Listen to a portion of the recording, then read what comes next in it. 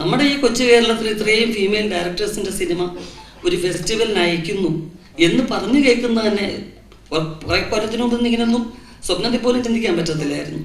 അങ്ങനെയൊക്കെ നടക്കുന്നുണ്ടല്ലോ. ഇനിയും മാറും, സമൂഹവും മാറും.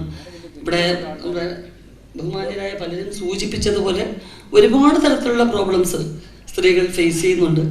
വ്യക്തി ജീവിതത്തിൽ ഞാനും കുറേ ഫേസ് ചെയ്തിട്ടുണ്ട്. അപ്പോഴൊക്കെ സ്ത്രീകൾ തീർച്ചയായിട്ടും കുറ്റപ്പെടുത്തപ്പെടുന്നത് കൂടുതലും സ്ത്രീകളായിരിക്കും.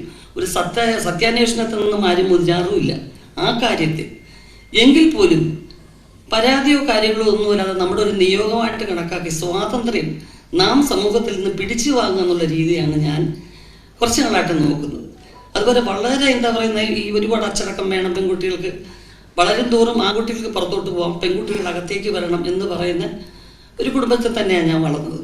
അപ്പോൾ കാരണവന്മാരെയും പുരുഷന്മാരെയൊക്കെ ബഹുമാനിക്കുക എന്ന് തന്നെയാണ് ഓരോ തവണയും നമ്മളെ പറഞ്ഞ് മനസ്സിലാക്കുന്നത്. അവരെ പ്രകീർത്തിക്കുക, അവർ നമ്മുടെ അഭിമാനത്തിൻ്റെ ഭാഗമാണെന്നൊക്കെ. പക്ഷേ അത് ബഹുമാനത്തിന് അർഹതയുള്ളവരെ ആയിരിക്കണം എന്ന് കുറേ പറഞ്ഞ് പഠിപ്പിക്കണമായിരുന്നു. അത് പഠിപ്പിക്കാതെ പോയി എന്നുള്ളതാണ്. അപ്പോൾ ഇനിയുള്ള തലമുറയെ നമ്മൾ പറഞ്ഞു പഠിപ്പിക്കേണ്ടത് അതിനവർ അർഹിക്കുന്നുണ്ടോ എങ്കിൽ ബഹുമാനിക്കുക, ഇല്ലെങ്കിൽ നിങ്ങളുടെ സ്വാതന്ത്ര്യം നിങ്ങളത് സ്വയം നേടിയെടുക്കുക. നല്ല പഠിച്ചുകൊണ്ട് ഇപ്പോഴത്തെ പിള്ളേർക്ക് അവർക്കിതിനൊന്നും ബുദ്ധിമുട്ടില്ല. പിന്നെ ഈ മാഡം പറഞ്ഞതുപോലെ ഈ ആത്മഹത്യ ചെയ്യുക അങ്ങനെ ഇങ്ങനെയുള്ള കാര്യങ്ങൾക്ക് എല്ലാ കോളേജുകളിലും സ്കൂളുകളിലൊക്കെ കൗൺസിലിംഗ് ഉണ്ട്. എങ്കിൽ പോലും എനിക്ക് തോന്നുന്നു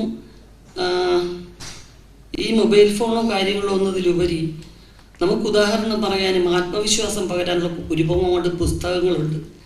അതിൽ നിന്നും കുട്ടികൾ ഇങ്ങനെ അകന്നു പോകുന്നതൊരു കാരണമാണോ എന്ന് എൻ്റെ ചെറിയ മനസ്സിൽ തോന്നുന്നു. കാരണം ഒരു പുസ്തകം വായിക്കുന്നതിനുള്ള ക്ഷമയോ കാര്യങ്ങളോ ഒന്നും ഇന്ന് വളരെ കുറവാണ്.